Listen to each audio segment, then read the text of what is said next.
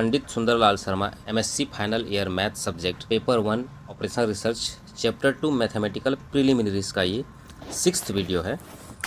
इस वीडियो में हम देखेंगे continuous probability distribution. Let X be a continuous random variable. देखिए आप इंग्लिश में बुक पढ़ लीजिए, मैं आपको सीधा हिंदी में इसको एक्सप्लेन करता हूँ। तो कंटिन्यूअस प्रोबेबिलिटी डिस्ट्रीब्यूशन क्या होता है, इसको एक एग्जांपल से समझते हैं।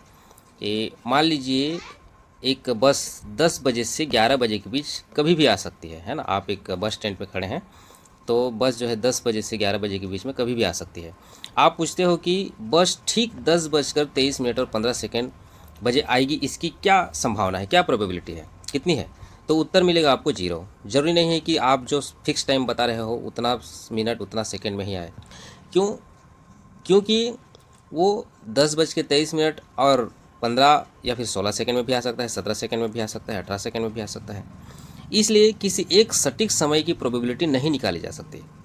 लेकिन अगर पूछें कि बस 10:20 से 10:30 के बीच आएगी, अब इसकी प्रोबेबिलिटी निकाली जा सकती है। तो यही है आपकी कंटिन्यूअस प्रोबेबिलिटी। एक और एग्जांपल देखते हैं। किसी बच्चे की लंबाई, एक बच्चे की हाइट मापी गई, वो क्या हो सकती है? 120.1 सेंटीमीटर हो सकता है, 120.12 सेंटीमीटर हो सकता है। इस तरह से अलग अलग उसका जो हाइट है वो आ सकता है। यानी दशमलव के बाद जितने चाहो अंक आ सकते हैं। अगर पूछो कि हाइट बिल्कुल 120 सेंटीमीटर आए तो ज़रूरी नहीं है कि एकदम करेक्ट 120 सेंटीमीटर आए, थोड़ा सा कम भी हो सकता है, कुछ पॉइंट ज़्यादा भी हो सकता है। तो ऐसी स्थिति में एकदम से 120 सेंटीमीटर आए अगर आप संभावना पूछते हो तो आंसर आएगा आपका 0। आप ये कह सकते हो कि 119 सेंटीमीटर से 121 सेंटीमीटर के बीच होगी, ऐसी प्रोबेबिलिटी निकाली जा सकती है, जिसको हम कहते हैं कंटिन्यूअस प्रोबेबिलिटी डिस्ट्रीब्यूशन। तो इसका सरल परिभाषा देखें तो हम कह सकते हैं कि जिस प्रायिकता वितरण में रैंडम वेरिएबल किसी निश्चित अंतराल है ना, निश्चित इंटरवल में इनफाइनाइट मान ले सकता है, अनगिनत मान ले सकता है, उसे कंटिन्यूअस प्रोबेबिलिटी डिस्ट्रीब्यूशन कहते हैं। इसमें प्रोबेबिलिटी किसी एक मान की नहीं बल्कि दो मानों के बीच निकाली जाती है। ये बहुत ही महत्वपूर्ण चीज़ है कि कंटिन्यूअस प्रोबेबिलिटी डिस्ट्रीब्यूशन में जो प्रोबेबिलिटी है वो किसी एक मान के लिए नहीं बल्कि दो मानों के बीच की निकाली जाती है। उदाहरण के तौर पे किसी का हाइट, वेट, टाइम, टेम्परेचर आदि एकदम फिक्स नहीं होता है, ये किसी दो पॉइंट के बीच आप निकाल सकते हैं। अब इसके कुछ मुख्य फार्मूले हैं। पहला है प्रोबेबिलिटी डेंसिटी फंक्शन, जिसको हम PDF कहते हैं, जिसको हम f(x) से डिनोट करते हैं। दूसरा है डिस्ट्रीब्यूशन फंक्शन, जिसको हम CDF कहते हैं, और इसे भी हम कैपिटल F(x) से इसको डिनोट करते हैं। तो कैपिटल F(x) बराबर होता है P(x) is less or equal than x is equal to integration -infinite to x into FT dt। तो दो मानों के बीच की प्रायिकता इस फार्मूले से हम निकाल सकते हैं। एक निश्चित मान की प्रायिकता f(x) अगर x के बराबर है तो आंसर आएगा 0। अगला पॉइंट है स्पेशल कंटिन्यूअस प्रोबेबिलिटीज डिस्ट्रीब्यूशन। ये दो टाइप के होते हैं। पहला है द एक्सपोनेंशियल डिस्ट्रीब्यूशन, जिसको सिंगल पैरामीटर डिस्ट्रीब्यूशन भी कहते हैं, एंड सेकेंड है द नॉर्मल डिस्ट्रीब्यूशन, जिसको 2 पैरामीटर डिस्ट्रीब्यूशन भी कहते हैं। इसको हिंदी में अपन समझेंगे। तो एक्सपोनेंशियल डिस्ट्रीब्यूशन क्या है कि मान लीजिए आप एक बस स्टैंड पर बस का इंतज़ार कर रहे हो। आप जानना चाहते हैं कि बस 1 मिनट बाद, 5 मिनट बाद या फिर 10 मिनट बाद आएगी, यानी इंतज़ार का समय लगातार बदल सकता है। ऐसे समय को समझने के लिए एक्सपोनेंशियल डिस्ट्रीब्यूशन का उपयोग किया जाता है, और इसका जो फार्मूला है कुछ इस तरह से होता है। f(x) इज इक्वल टू कि अगर x 0 से बड़ा या बराबर हो तो यहाँ पर जो आंसर आएगा लैम्बडा e⁻⁻x, और अगर x 0 से छोटा है तो आंसर आएगा आपका 0। इसको समझ लेते हैं। x क्या है? यहाँ पर x समय है, यानी कि x 0 या फिर 0 से बड़ा है तो ये आंसर आएगा। x यानी कि समय 0 से छोटा है तो आंसर आएगा आपका 0। उदाहरण के तौर पे मान लीजिए x इज इक्वल टू 1 रखें तो ये कहाँ पर आएगा? यहाँ पर आएगा। ठीक है, तो ये क्या हो जाएगा? Lambda e⁻λ1। x की जगह में हमने क्या रखा? हमने 1 रखा, यानी कि ये क्या है? 0 से बड़ा है। उसी तरह से अगर 5 मिनट रखें या फिर 8 मिनट रखें, तो ये जितने भी वैल्यूज़ हैं ये सब 0 या फिर 0 से बड़े हैं, तो ये आंसर आएंगे। यहाँ पर लैम्डा क्या है? लैम्डा एक पॉजिटिव कांस्टेंट है, मतलब हमेशा 0 से बड़ा होगा। ये जो लैम्डा है ये हमेशा 0 से बड़ा होगा, उसको हम 0 या फिर माइनस नहीं ले सकते, जो कि यह बताता है कि घटना कितनी जल्दी होती है। अगर लैम्डा बड़ा है घटना जल्दी होगी, और अगर लैम्डा छोटा है तो घटना देरी से होगी, है ना। मान लीजिए यहाँ पर ये जो लैम्डा है ये बड़ा है तो जल्दी होगा घटना। चलिए आगे देखते हैं। तीसरा जो x इज़ लेस देन 0 पर प्रोबेबिलिटी 0 क्यों है? तो सीधी सी बात है, अगर समय को 0 से कम तो लिख नहीं सकते, माइनस नहीं ले सकते, है ना। कि क्या कोई बस -5 मिनट में आ सकती है क्या? नहीं आ सकती। इसलिए अगर x 0 से छोटा है तो आंसर आएगा आपका 0। अब इसी में देखेंगे मीन, औसत। तो औसत का जो सूत्र है वो यहाँ पर 1/λ, यानी कि यदि लैम्डा 2 हो तो आंसर आ जाएगा आपका 1/2। वेरिएंस देख लेते हैं। वेरिएंस का जो सूत्र है वो 1/λ², यानी कि मान लीजिए लैम्डा बराबर 2 है तो वेरिएंस आ जाएगा आपका 1/4। सेकेंड डिस्ट्रीब्यूशन है नॉर्मल डिस्ट्रीब्यूशन। अब दूसरा डिस्ट्रीब्यूशन, इसे बेल शेप कर्व भी कहते हैं। उदाहरण के तौर पे एक क्लास में 100 बच्चों की मापी गई हाइट, है ना। तो कुछ बच्चे बहुत छोटे हैं, कुछ बच्चे लंबे हैं, और ज़्यादातर बच्चे की हाइट जो है वो मीडियम है।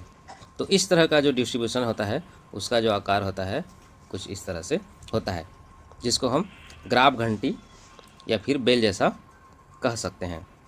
इसे नॉर्मल डिस्ट्रीब्यूशन कहते हैं। इसका जो फार्मूला होता है वो होता है f(x) is equal to sigma 1/σ√2 pi into e power -x minus m square बटे 2 सिग्मा स्क्वायर।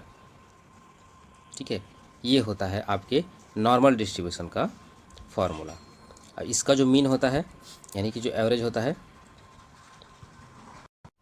उसका एक एग्जांपल देख लेते हैं। यदि पूरी क्लास की औसत हाइट मान लो 145 सेंटीमीटर है, तो आपका मीन क्या हो जाएगा? 145 सेंटीमीटर, है ना। यही है औसत। सिग्मा ये बताता है कि डेटा औसत कितना फैला हुआ है। सिग्मा छोटे बच्चे, सभी बच्चे लगभग एक जैसे हाइट के हैं।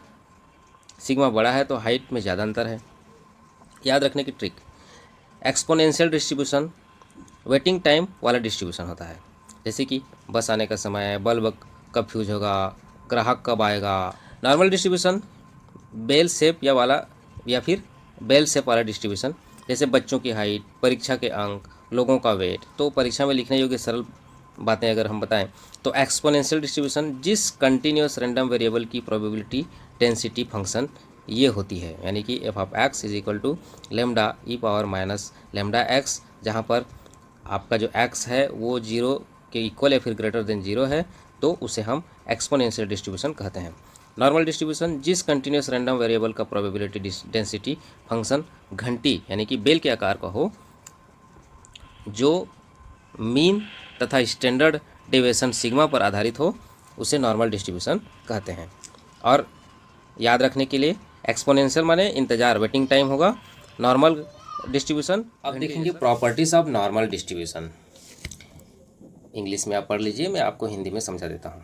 देखो, नॉर्मल डिस्ट्रीब्यूशन जो है एक घंटी जैसा ग्राफ बनता है इसका, है ना। तो कल्पना करो कि एक क्लास में 100 बच्चे हैं, उनकी जो लंबाई है मापी गई है। तो बहुत छोटे बच्चे जो हैं वो कम हैं, बहुत लंबे बच्चे भी कम हैं, और जो एवरेज बच्चे हैं ज़्यादा हैं। तो अगर इसका ग्राफ बनाओ तो वो घंटी यानी कि बेल जैसा दिखेगा। इसे ही नॉर्मल डिस्ट्रीब्यूशन कहते हैं। ये देखिए यहाँ पर कुछ इस तरह से यहाँ पर बनेगा, लेफ्ट राइट, है ना। तो इसमें जो प्रॉपर्टीज़ है, पहला प्रॉपर्टी होता है सिमेट्रिकल प्रॉपर्टी। तो ये कह रहा है कि मतलब दोनों तरफ बिल्कुल बराबर, सिमेट्रिकल माने दोनों तरफ बिल्कुल बराबर होगा। अगर बीच से मोड़ दो तो दोनों भाग कैसा होगा? एक जैसे होंगे। और क्या प्रॉपर्टीज़ है? दूसरा प्रॉपर्टी है रेंज। रेंज कहाँ तक रहेगा? -∞ से प्लस इन्फाइनाइट तक इसका जो रेंज होता है वो होता है। मतलब यह ग्राफ दोनों तरफ कभी भी खत्म नहीं होगा, ये ज़मीन को छूता नहीं, बस धीरे धीरे पास जाता रहता है। तीसरा प्रॉपर्टी है mean equal medium equal mod, तीनों क्या होते हैं, इसके बराबर होते हैं। एक उदाहरण के तौर पे मान लीजिए एक बच्चे का अंक है 45, 48, 49, 50, 50, 50, 51, 52, 55। तो यहाँ पर मीन कितना निकलेगा 50, मीडियम कितना आएगा 50, मॉड कितना होगा 50, मतलब कि तीनों क्या होंगे बराबर होंगे। चौथा प्रॉपर्टीज है मीन इक्वल एम और वेरिएंस इक्वल सिग्मा स्क्वायर, ये इसका प्रॉपर्टीज है। अगला प्रॉपर्टी है 99.7% data M plus minus 3 sigma के अंदर होता है। उदाहरण देखते हैं कि मान लो औसत अंक 50 है और सिग्मा है 10, तो इस फार्मूले पे अगर बिठाएं तो 3 इंटू सिग्मा की जगह हम क्या कर देंगे, 3 इंटू सिग्मा की जगह हम कितना कर देंगे 10 कर देंगे। तो ये हो जाएगा एम कितना है यहाँ पर, औसत अंक है 50, तो 50 प्लस माइनस 30, यानी कि जो आंसर है वो 20 से 80 के बीच में होगा। मतलब 1000 बच्चों में लगभग 997 बच्चे 20 से 80 अंक के बीच में होंगे, सिर्फ 3 बच्चे इसके बाहर होंगे। याद रखने का आसान तरीका है प्लस माइनस 1 सिग्मा लगभग 68% होगा, प्लस माइनस 2 सिग्मा लगभग 95% होगा, प्लस माइनस 3 सिग्मा लगभग 99.7% होगा। इसे 68, 95, 99.7 रूल भी कहते हैं। अगला प्रॉपर्टीज़ है सिग्मा दूरी तक का एरिया हमेशा निश्चित होता है। मतलब अगर मीन से सिर्फ एक सिग्मा तक का क्षेत्र देखो तो उसका एरिया हमेशा लगभग 34.13% यानी कि एक तरफ होता है। चाहे डेटा कोई भी हो, नॉर्मल डिस्ट्रीब्यूशन में यह अनुपात हमेशा समान रहता है। अगला प्रॉपर्टीज है स्टैंडर्ड नॉर्मल वेरिएट, ये सबसे आसान है। पहले कोई भी संख्या लो फिर यह फार्मूला लगाओ। फार्मूला है z is equal to X minus M sigma. यहाँ पर x दिया हुआ मान है, m मीन है और सिग्मा जो है स्टैंडर्ड डेविएशन होता है। एक उदाहरण देख लेते हैं, क्लियर समझ में आ जाएगा। मान लीजिए मीन है 50, सिग्मा है 10 और x है 70, तो इस फार्मूले पे रख दीजिए। इस फार्मूले पे x कितना दिया है, x है आपका 70, m कितना दिया है, m है आपका 50 और सिग्मा कितना है, सिग्मा है 10। इसको सॉल्व करेंगे तो यह आ जाएगा 20/10 यानी कि 2 इसका आंसर होगा। तो इसका मतलब है कि जो 70 है वो स्टैंडर्ड मीन से है ना 2 स्टैंडर्ड डेविएशन ऊपर है, मीन से 2 स्टैंडर्ड डेविएशन ऊपर है। अब देखिए नॉर्मल डिस्ट्रीब्यूशन इतना महत्वपूर्ण क्यों है, उसका कारण, पहला कारण है अगर डेटा नॉर्मल नहीं है तो कई बार उसे बदल कर नॉर्मल बनाया जा सकता है, इसलिए महत्वपूर्ण है। दूसरा है दुनिया के बहुत सारे डेटा अंत में लगभग नॉर्मल डिस्ट्रीब्यूशन का पालन करते हैं, जैसे कि हाइट है, वेट है, IQ है, एग्ज़ाम मार्क्स है। तीसरा है जब सैंपल बहुत बड़ा होता है तो उसका मीन लगभग नॉर्मल डिस्ट्रीब्यूशन का पालन करता है। इसी कारण स्टैटिस्टिक्स के अधिकांश टेस्ट जैसे जेड टेस्ट काम करते हैं। चौथा है इसे डिस्ट्रीब्यूशन ऑफ एरर भी कहते हैं, क्योंकि छोटी गलतियां ज़्यादा होती है और बड़ी गलतियां बहुत कम होती हैं। अब आगे देखेंगे रेक्टेंगुलर डिस्ट्रीब्यूशन या फिर इसको यूनिफॉर्म डिस्ट्रीब्यूशन कहते हैं। अब मान लो एक डिब्बे में 1 से लेकर 10 की सभी संख्या हैं, हर संख्या आने की संभावना बराबर है, तो सबकी प्रोबेबिलिटी क्या है, बराबर है। तो अगर इसका ग्राफ बनाएं तो कुछ इस तरह से आयताकार बनेगा। तो आयत रेक्टेंगल जैसा होता है, इसलिए इसे रेक्टेंगुलर या फिर यूनिफॉर्म डिस्ट्रीब्यूशन कहते हैं। इसका फार्मूला है f of x is equal to 1/b minus x b minus a. यहाँ पर x a के बराबर या बड़ा और b के बराबर या छोटा होता है, otherwise f of x is equal to क्या हो जाएगा, 0 हो जाएगा। यहाँ पर एक एग्जांपल दिया है, a अगर 2 है, b अगर 6 है, तो इस फार्मूले पे बिठाएं तो 1/b माइनस 2 यानी कि 6 माइनस 2 बराबर हो जाएगा 1/4। मतलब 2 से 6 के बीच हर संख्या की प्रोबेबिलिटी 1/4 होगी। मीन का फार्मूला है a प्लस b/2, यानी कि a कितना है 2 है, b कितना है 6 है, तो इसको हम सॉल्व करें तो 8/2 बराबर 4। वेरिएंस का फार्मूला है b माइनस a और x/12। इस फार्मूले पे अगर यहाँ पर इसको पुट करें तो आंसर आ जाएगा 4/3। तो अब देखिए परीक्षा के लिए याद रखने वाली बातें, नॉर्मल डिस्ट्रीब्यूशन घंटी जैसा ग्राफ बनता है, मीन मीडियम मॉड ये बराबर होते हैं, इसकी खासियत है। 68% डेटा कब होगा, जब सिग्मा ±1 हो। 95% डेटा में ±2 सिग्मा होगा। 99.7% डेटा प्लस माइनस 3 सिग्मा होगा। स्टैंडर्ड नॉर्मल का फार्मूला है आपका X Z is equal to X minus M by sigma. Rectangular distribution सभी मानों की प्रोबेबिलिटी जिसको हम बराबर या फिर यूनिफॉर्म प्रोबेबिलिटी कहते हैं।